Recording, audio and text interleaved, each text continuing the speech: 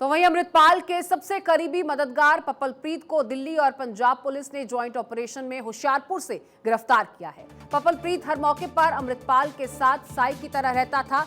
अब पुलिस तेजी से अमृतपाल की गिरफ्तारी के लिए जुट चुकी है। ये रिपोर्ट। अमृतपाल का सबसे खास मददगार पपलप्रीत गिरफ्तार हो गया है। पंजाब और दिल्ली पुलिस के ज्वाइंट ऑपरेशन में पपलप्रीत को होशियारपुर से गिरफ्तार किया गया। जालंधर से फरारी के बाद से लगातार पपलप्रीत अमृतपाल के साथ था। इसके बाद होशियारपुर में दोनों के रास्ते अलग अलग हो गए थे। पपलप्रीत सिंह को अमृतपाल का मेन हैंडलर बताया जा रहा है। अमृतपाल इसे अपना मेंटोर बताता है।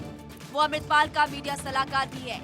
खुफिया एजेंसियों के मुताबिक पपलप्रीत पंजाब में खालिस्तान का माहौल खड़ा करने के लिए आईएसआई के सीधे संपर्क में था।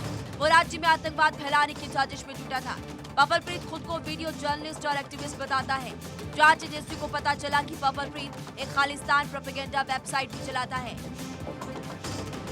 जांच में सामने आया कि पपलप्रीत वारिस पंजाब ने संगठन के अस्तित्व में आने से पहले भी पंजाब में सक्रिय रहा है।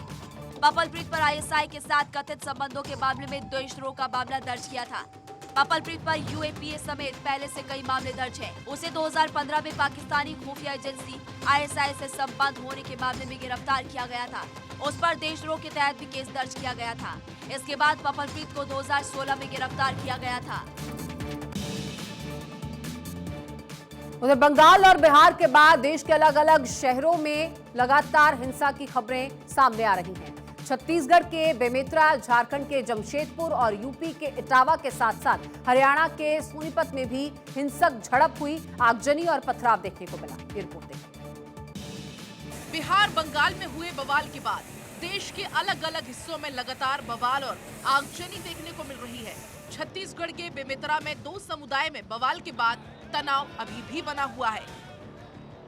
बेमेतरा में हिंसक घटना और एक युवक की हत्या के विरोध में आज छत्तीसगढ़ बंद किया गया है। बंद का ऐलान विश्व हिंदू परिषद ने किया है। कवर्धा बेमेतरा के पास विश्व हिंदू परिषद और बीजेपी कार्यकर्ता सड़कों पर उतर गए हैं। प्रदर्शनकारियों ने रायपुर के भाटा गांव बस स्टैंड में बसों को नहीं चलने दिया। कुछ बसों पर पत्थर भी फेंक दिए गए। इससे एक बस के सामने का शीशा टूट गया। रायपुर में स्कूल पहुंचने के बाद कई स्कूलों में छुट्टी देकर बच्चों और स्टाफ को घर भेज दिया गया। रायपुर पुलिस ने सुरक्षा व्यवस्था बनाए रखने के लिए हेल्पलाइन नंबर भी जारी किया। झारखंड के जमशेदपुर में झंडा विवाद पर 2 दिन के तनाव के बाद सोमवार को हालात काबू में है। सुरक्षा बलों ने सुबह कदमा शास्त्री नगर ब्लॉक में फ्लैग मार्च किया। पूरे इलाके में धारा 144 लागू कर इंटरनेट को बंद कर दिया। इसी बीच पुलिस ने अब तक 60 लोगों को अरेस्ट किया है। रविवार देर रात इस इलाके में फिर से माहौल बिगड़ गया। उधर राम रहीम की सबसे करीबी और मुंह बोली बेटी हनीप्रीत को धमकी देने के मामले में प्रदीप नाम के शख्स को गिरफ्तार किया गया है। प्रदीप ने लॉरेंस बिश्नोई गैंग के नाम पर हनीप्रीत को धमकी देकर 50 लाख रुपए की मांग की थी। ये रिपोर्ट देखिए। डेरा सच्चा सौदा प्रमुख गुरमीत राम रहीम की मोहवली बेटी हनीप्रीत से व्हाट्सएप पर मैसेज कर 50 लाख की रंगदारी मांगने वाले आरोपी को सिरसा पुलिस ने गिरफ्तार कर लिया है। आरोपी का नाम प्रदीप कुमार है। वो खुद को डेरा प्रेमी बताता है और हरियाणा के ही डबवाली का रहने वाला है। फिलहाल पुलिस ने आरोपी को कोर्ट में पेश कर 2 दिन की रिमांड पर लिया है और आगे की जांच चल रही है। सिरसा की एएसपी दीप्ति गर्ग ने बताया कि पुलिस को 6 अप्रैल को एक शिकायत हनीप्रीत की तरफ से दी गई थी, जिसमें उन्होंने बताया था कि व्हाट्सएप नंबर पर मैसेज और कॉल कर 50 लाख रुपए की डिमांड की गई है। दीप्ति गर्ग ने बताया कि इस मामले में तुरंत पुलिस टीम ने संयुक्त रूप से कार्रवाई करते हुए डबवाली निवासी आरोपी प्रदीप कुमार को गिरफ्तार कर लिया है। दीप्ति गर्ग ने बताया कि आरोपी ने खुद को लॉरेंस बिश्नोई गैंग का आदमी बताकर फिरौती की मांग की थी। वहीं हनीप्रीत को धमकी मिलने के बाद प्रेमियों ने पिछले 4 दिन से डेरा सच्चा सौदा के आसपास अपनी सुरक्षा सख्त कर दी है। Bureau report, Bharat 24। और रामनवमी के दिन गुजरात के सारनाथ में भड़काऊ भाषण देने वाली काजल हिंदुस्तानी को गिरफ्तार कर लिया गया है। काजल पर आरोप है कि उसके भाषण के बाद ही हिंसा भड़की थी। काजल सोशल मीडिया पर काफी पॉपुलर है और वीएचपी से जुड़ी है। देखिए। गर्व से खुद को हिंदू कहने वाली इस महिला का नाम काजल हिंदुस्तानी है। काजल हिंदुस्तानी राजस्थान की रहने वाली है और गुजरात में रहती है। विश्व हिंदू परिषद से जुड़ी है। दरअसल रामनवमी के मौके पर सारनाथ के ऊना में भड़काऊ भाषण देने के मामले में काजल हिंदुस्तानी को गिरफ्तार किया गया है। आरोप है कि उनके भाषण के बाद हिंसा भड़की और पथराव हुआ था। करना परिवर्तन किया। पुलिस ने काजल हिंदुस्तानी के खिलाफ मामला दर्ज किया था। रविवार को वेरावल पुलिस थाने में काजल ने सरेंडर कर दिया, जिसके बाद काजल को गिरफ्तार कर लिया गया। काजल हिंदुस्तानी लव जिहाद को लेकर हिंदू बेटियों को सावधान करते हुए अक्सर वीडियो पोस्ट करती हैं। जय श्री राम, जय जय श्री राम। काजल अपने शब्दों की वजह से सुर्खियों में रहती हैं। वो बॉलीवुड पर भी खूब निशाने साधती हैं।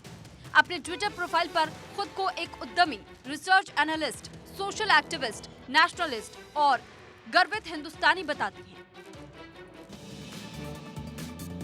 और मध्य प्रदेश के उज्जैन शहर में 42 साल का जो शख्स संदिग्ध परिस्थितियों में बीच सड़क पर जलता हुआ पाया गया था, उसके इलाज के दौरान रविवार को अस्पताल में मौत हो गई। यह जानकारी एक अधिकारी ने दी है और अधिकारी ने यह भी बताया कि पुलिस हर एंगल से इस मामले की जांच कर रही है। आसिफ नाम के इस व्यक्ति का नाम उस वक्त चर्चा में आया था जब लोकायुक्त पुलिस ने एक आरक्षक को घूस लेते हुए पकड़ा था। पूरा मामला इस रिपोर्ट के जरिए बताते हैं।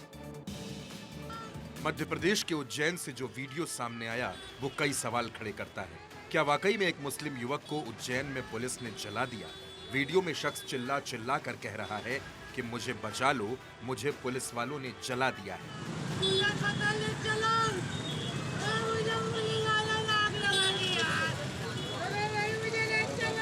इलाज के दौरान आसिफ नाम के इस शख्स की मौत हो गई।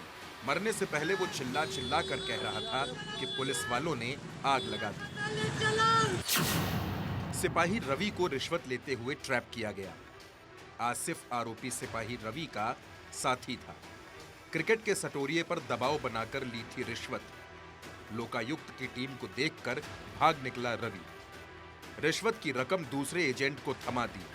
पुलिस के मुताबिक वो एजेंट आसिफ पेंटर।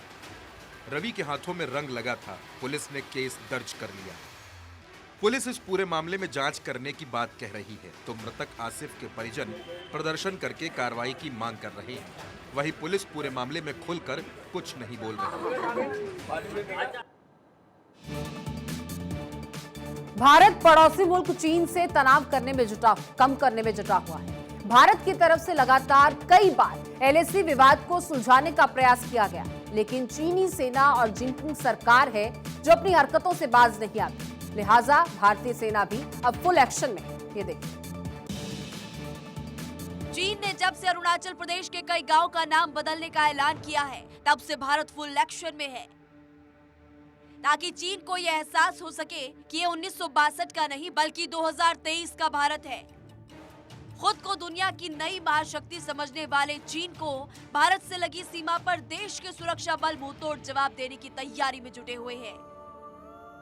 एक तरफ सरहद पर सीडीएस जनरल अनिल चौहान के पहुंचने और दूसरी तरफ अमित शाह के अरुणाचल प्रदेश में एलएसी से लगे गांव में जाने की खबरों के बीच चीन में खलबली मचनी लाजमी है। चीन को पता है कि भारत के सीडीएस और केंद्रीय गृह मंत्री का एक के बाद एक अचानक हो रहा सीमा क्षेत्र का ये दौरा यूं ही नहीं है, बल्कि इसके पीछे कुछ न कुछ गहरे राज हो सकते हैं। दरअसल भारत अपने सीमावर्ती क्षेत्रों की सुरक्षा की स्थिति को मजबूत बनाए रखना चाहता है। वो सेना के साजो सामान से लेकर सुरक्षा से जुड़े समस्त उपकरणों की तेजी से आपूर्ति कर रहा है, ताकि भारत की सेना जरूरत पड़ने पर चीन को मुंहतोड़ जवाब दे सके। बिहार में रामनवमी पर हुई हिंसा ने इंसानियत को शर्मसार कर दिया है। नफरत की इस आग ने 100 साल से इल्म का चिराग जलाने वाली शमा को बुझा दिया है। बिहार शरीफ के मदरसा अजीजिया को जला दिया गया और इस आग में हाथ से लिखी गई सैकड़ों किताबें जलकर राख हो गई और राख हो गई इंसानियत। ये रिपोर्ट देखिए। हर्फ जल गए, लफ्ज राख हो गए, किताबें कोयला बन गई और स्वाहा हो गया तालीम का खजाना। नालंदा का इल्म ओ अदब का खजाना हिंसा के आग की भेंट चढ़ गया। दंगाई उत्पात मचाते हैं, घर दुकान से लेकर तमाम चीजों को आग के हवाले कर देते हैं, लेकिन इससे कितना नुकसान होता है उनको नहीं पता। दंगा में कितनी ऐतिहासिक चीजें जलकर खाक हो जाती हैं उनको क्या पता। बिहार शरीफ के मदरसा अजीजिया की वो लाइब्रेरी जिसे 31 मार्च को आग के हवाले कर दिया गया, इस नफरत की आग में सिर्फ 113 साल पुरानी इमारत को ही नुकसान नहीं पहुंचा, बल्कि 4500 ऐसी नायाब किताबें भी जलकर स्वाहा हो गईं, जिन्हें दोबारा कभी भी हासिल नहीं किया जा सकेगा। आपने सुना होगा कि नालंदा विश्वविद्यालय को बुरी तरह से जला दिया गया था। ये उसी का दूसरा रूप है। एक बार फिर नालंदा में वही पुरानी दिल को दहला देने वाली घटना सामने आई। ये किसी धर्म को नुकसान नहीं पहुंचाया गया, बल्कि मुल्क को नुकसान पहुंचाया गया है। अजीजिया लाइब्रेरी की आग को किसी कीमत से नहीं जोड़ा जा सकता। यहाँ जो नुकसान हुआ है उसकी भरपाई नहीं हो पाएगी। और भारतीय सेना की आर्टिलरी रेजिमेंट, जिससे दुश्मन की सेना खौफ खाती है, अब महिलाएं भी इस घातक रेजिमेंट का हिस्सा बनने जा रही हैं। इस महीने के आखिर में महिलाओं की पहली खेप को सेना की आर्टिलरी रेजिमेंट में कमीशन कर दिया जाएगा और मई के पहले हफ्ते से ही महिला अधिकारियों की युद्ध क्षेत्र में तैनाती भी होगी। दुश्मनों से हमारे जवान हरदम लोहा लेते रहते हैं। दुश्मनों को हमारे जवान हरदम पटखनी देते हैं। अब दुश्मनों से लोहा लेने के लिए महिला सैन्य अधिकारी तैयार हैं। फ्रंटलाइन पर महिला अधिकारी तैनात होंगी। महिलाओं की पहली खेप को सेना की रेजिमेंट में कमीशन किया जाएगा। इस महीने सेना में शामिल होने वाली महिला अधिकारियों के बैच के साथ आर्टिलरी रेजिमेंट में शामिल किया जाएगा। भारतीय सेना ने जनवरी में ही आर्टिलरी रेजिमेंट में महिलाओं को शामिल करने का फैसला किया था। आर्मी के सूत्रों से मिली जानकारी के मुताबिक ऑफिसर्स ट्रेनिंग एकेडमी चेन्नई से पास होने वाली करीब 40 महिला अधिकारियों में से 10 अधिकारियों को आर्टिलरी आवंटित की गई है। अब ये महिलाएं देश की सीमाओं की रक्षा पुरुषों के साथ कंधे से कंधा मिलाकर कर सकेंगी।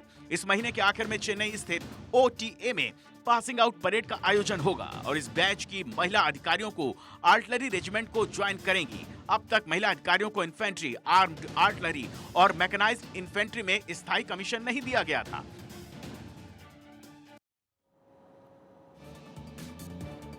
केंद्रीय मंत्री नितिन गडकरी और जम्मू कश्मीर के उपराज्यपाल मनोज सिन्हा ने जोजिला टनल के निर्माण कार्य का निरीक्षण किया। इस टनल के बनने से जम्मू कश्मीर में पर्यटन में 2 से 3 गुना की वृद्धि होगी और रोजगार के अवसर भी बढ़ेंगे। टनल का 38% काम पूरा भी हो चुका है। ये रिपोर्ट देखिए। पहाड़ पर रफ्तार, जोजिला टनल तैयार। कश्मीर में बहार है, जोजिला टनल तैयार है। पहाड़ पर रफ्तार के लिए जोजिला टनल का काम तेजी से जारी है।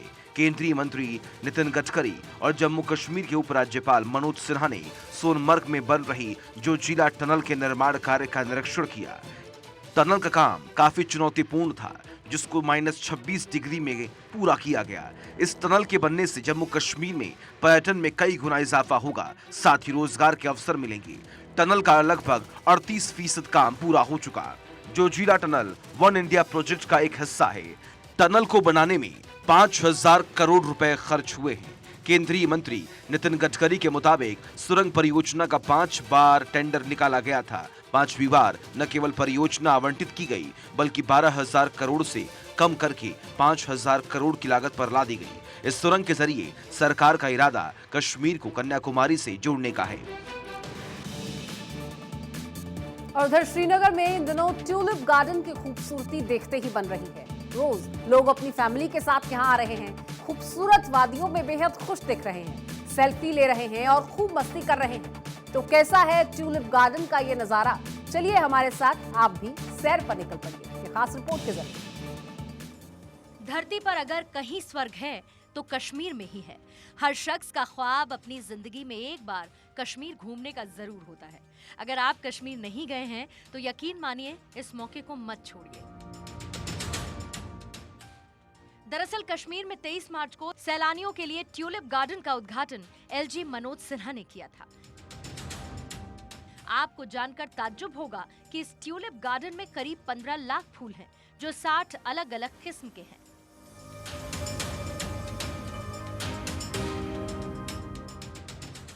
अगर बात बीते साल की करें तो पिछले साल यहाँ 3,60,000 से ज्यादा पर्यटक आए थे। हर रोज ये ट्यूलिप गार्डन रोज सुबह 9 बजे से शाम 7 बजे तक आम लोगों के लिए खुलता है। इस बार तो यहाँ की खूबसूरती देखते ही बन रही है। रोज यहाँ हजारों लोग आ रहे हैं। अपने परिवार के साथ यहाँ आने वाले लोग सेल्फी ले रहे हैं, तस्वीरें क्लिक करवा रहे हैं। बीते साल प्रधानमंत्री मोदी ने भी लोगों से यहाँ आने की अपील की थी। कश्मीर तो वैसे भी खूबसूरत घूमने वाली जगहों के लिए जाना जाता है, लेकिन इस बार ट्यूलिप गार्डन की रौनक सबसे जुदा है।